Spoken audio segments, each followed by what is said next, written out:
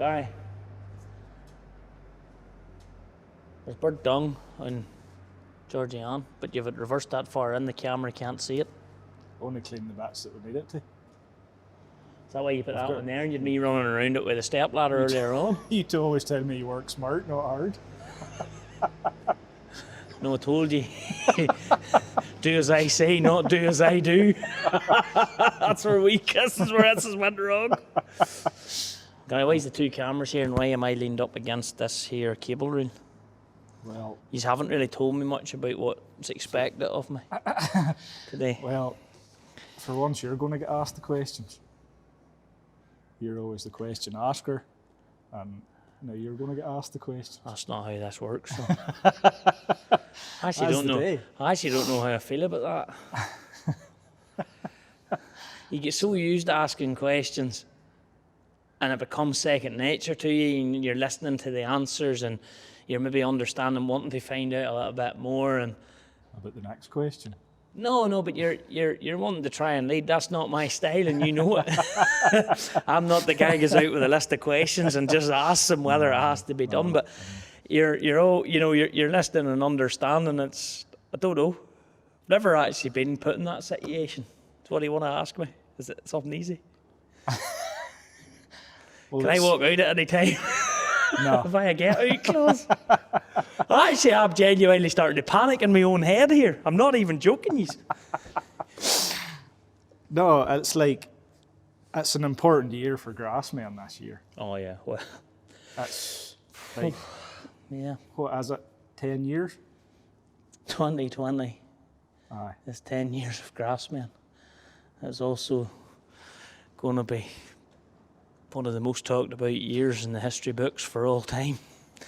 It's a year of, we don't know how to explain it, but yes, fundamentally, you are right, and there's enough of doom and gloom in this country this year, but it is 10 years of Grassmen. Believe it or believe it not, this wee business is 10 years old.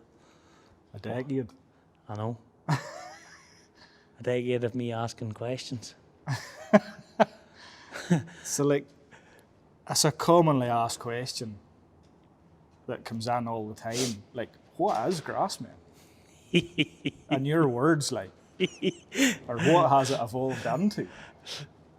Could I not flip that back and say, Gary, how would you describe, Gary, in your own words, how would you describe Grassmen? What is Grassmen in my words? Well, Grassmen is a business that started 10 years ago. Actually, Grassmen is not a business. This is going to sound crazy. Grassmen is a brand. A brand that's owned by a company called Mover Limited.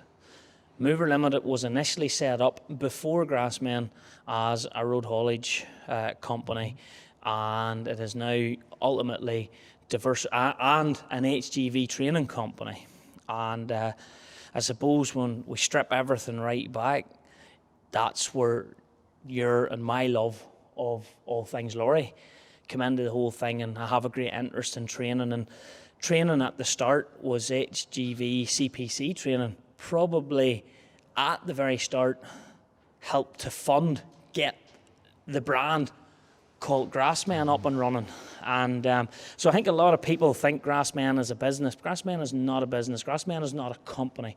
Mover Limited is the company of which they own Grassmen. So Mover Limited owns Grassmen. That's the absolute bottom line.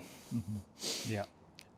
And if you're looking me to go on and talk about what is Grassmen, oh my word, have we enough of time?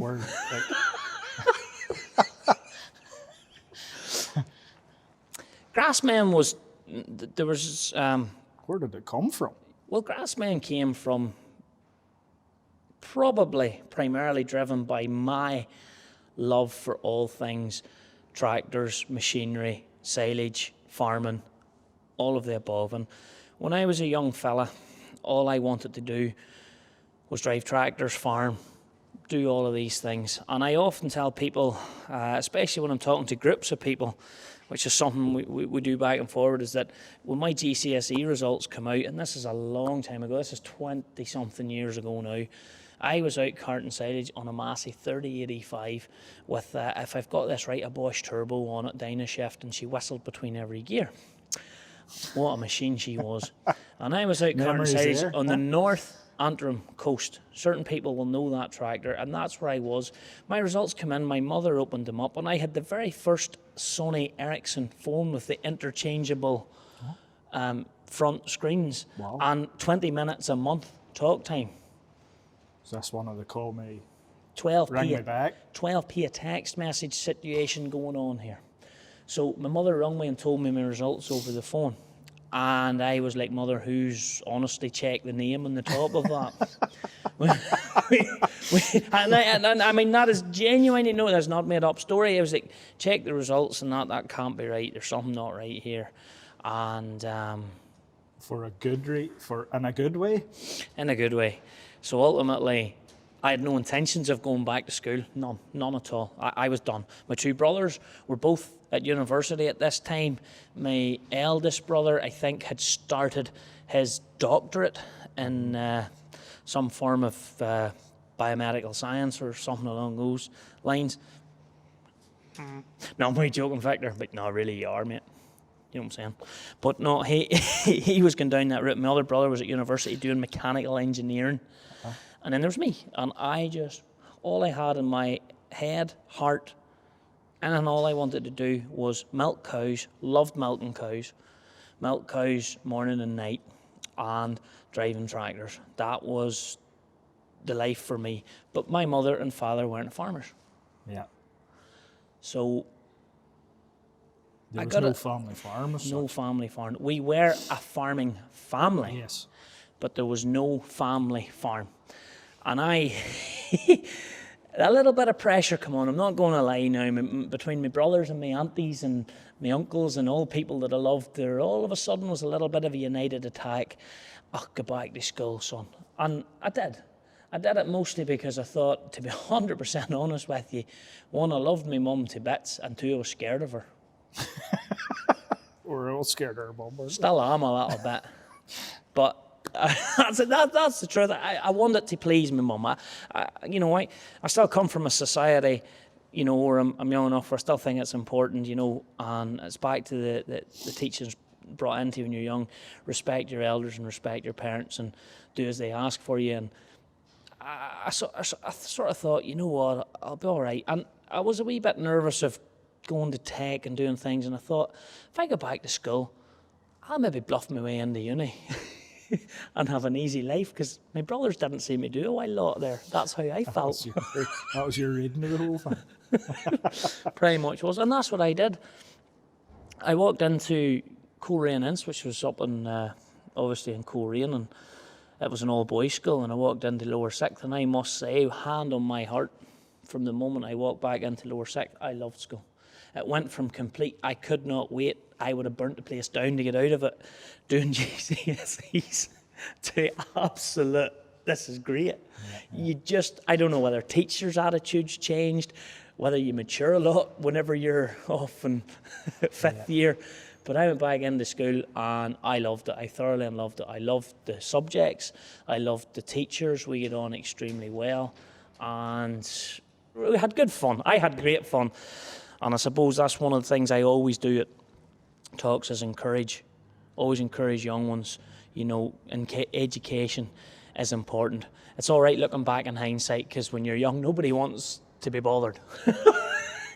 But I would encourage it, because coming out the other side, I can put it to you like this right here and now, and we're talking about the early days of GRASSMEN. GRASSMEN would not have existed had I not have went to university. I would not have known or had the contacts or met the people I met, done the things that I did to have even got it off the ground. There is absolutely no doubt about that, and I would never try and change that. That's the truth. So yeah, that's what I did. I did geography, maths and chemistry, and then went to uni and did an economics degree. So if you can work that one out, let me know. But that, now that you know me for a lot of years, that would be me.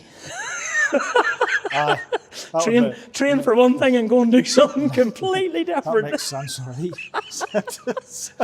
So that's what I did, Queen's University. And so that's where the Grassmen idea seed grew from. There was a fella up there and we met and we were very, very friendly through university. And I talked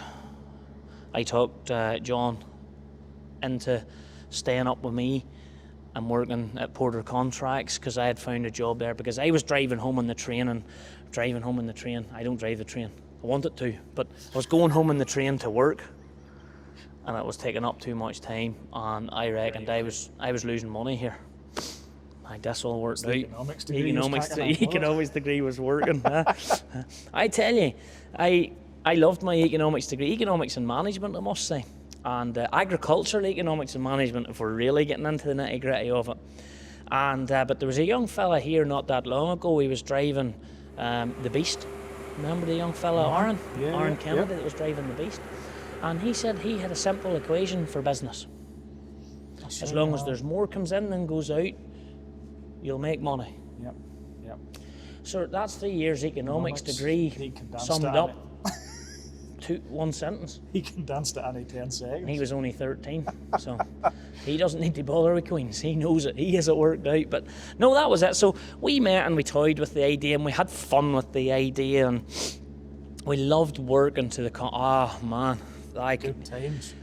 people have no idea.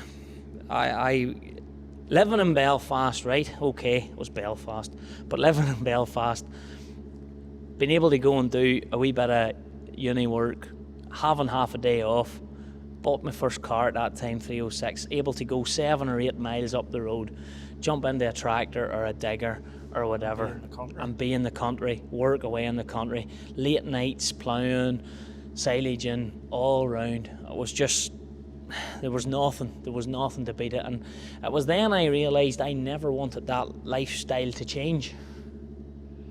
Okay. Yeah. So, so what happened then was, the very basics was, I got a job. I got my first job. I had done I had my degree, got my degree.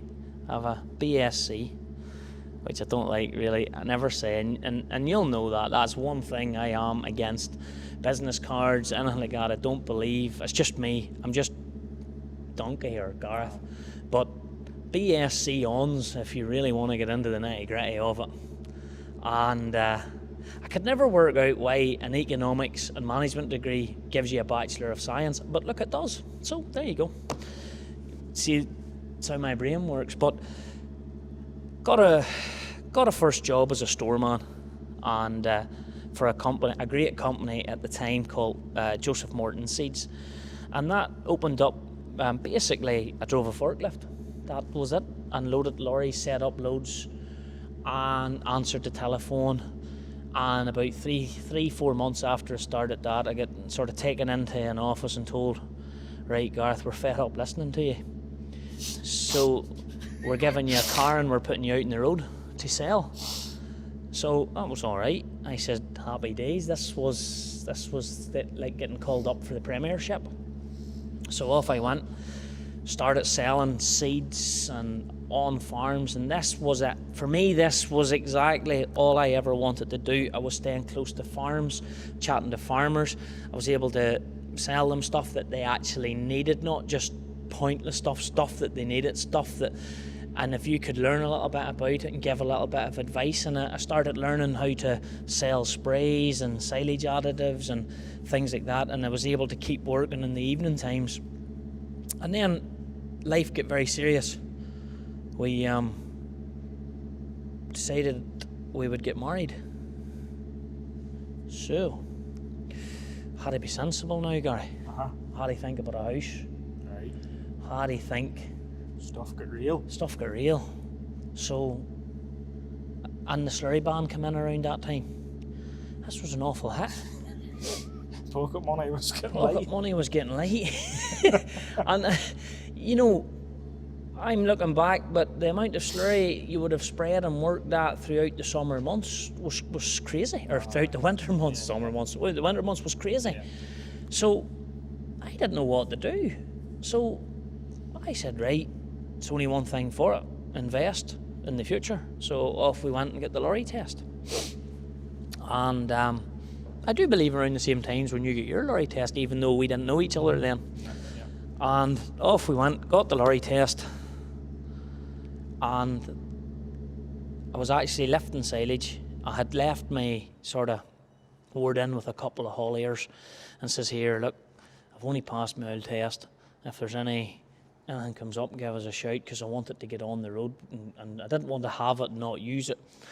And in fairness, Porter Contracts, Davy Porter, who we were working to at the time, he had a lorry in the road and he had the insurance, and off I went straight away. I mean, test. John and I did the test together as well. So John and I did the test on a Wednesday, and we were actually in Dover on the Friday. So that was an interesting trip. We actually did make a genuine video way back on the old Mover channel of that first trip. Yeah. And coming off the old HSS, and I didn't even know that Dumfries came before Carlisle.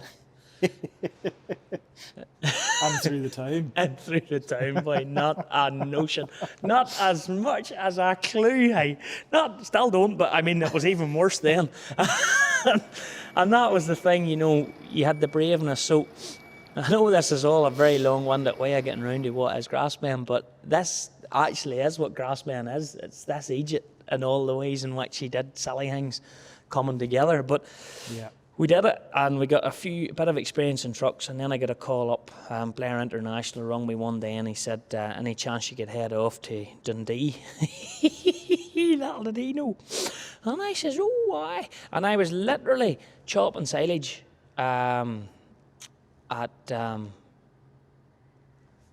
Sharon, who works for us, Daddy's place. Literally chopping silage there, and I rung wee Eddie, and I says, Eddie, I have to go. I really hate doing this to you, but I have to go. I've got called up to the Premiership here. I'm away to drive a lorry. So I got my first wee run out with Blair's, and that was it. Fell in love with working to them. I had changed my job. I had went from Morton's into the meal trade, where I really enjoyed and probably did well. As a salesman, I loved selling meal. I loved being with the farms, really loved cows, and that all brought back my experience of cows, and I furthered that up and pushed myself on and got new animal nutrition qualifications and really loved that. And then I had one more change in my life. There was a local firm bought out the company I was working to, and I just said, no, it's not for me. So I stood my ground and said, no, I'm just not going there, because I've been selling against them and I don't like in my own head, so I don't have to. So off I went to local country mill here, Moore's Feeds, who that just, to be honest with you, and I'll be honest to the camera, I was set up for life there if I wanted to be. There's no question about that. I mean, great boss, great company, great product, and was doing really well, making good sales. Customers were loyal, the quality, everything was there. Absolutely everything was right about it. And just decided then one day that I couldn't go any further. I sort of thought I had reached my income potential. I felt I couldn't sell any more, that I couldn't physically manage selling any more tons of feed, and I needed to look at something else. So it was at that point I really put the pressure on my friend at that time, John, to let's make something happen here. Let's do this. Let's have a go. We at this stage had put some videos on YouTube, and YouTube was relatively new. Might have been 4 or 5 years old at that time. I'm not 100% sure, and forgive me because I'm not Mr. Technical on those things. But we put a couple of videos on that we'd made for fun up on YouTube. It was definitely new in the farming world. Oh, for sure. Yeah. I don't think really no one did it. No. We were up there with the first, really. and they were under the name Mover. So if people do go away back to the old channel, they'll see Mover, that's because when we first, and plus also we did a lot of wedding DJing and stuff back then too for a few quid. Yeah. We just thought at that time, you know, when you got like 5,000 views on YouTube in a video, just thought, and all the comments, oh my word, back in that day when you just were so novel, you had just, this is unreal, and then you had people snooze fest, what do we want to watch farming for? And then, you know, but it was completely different to how it is today. It was either anti-farming or unreal, anti-farming or unreal. And we thought, well, you know, 80% of the people or whatever it is love this here. All of those people would buy a DVD and we'd be mint it. Never have to work the rest of our lives.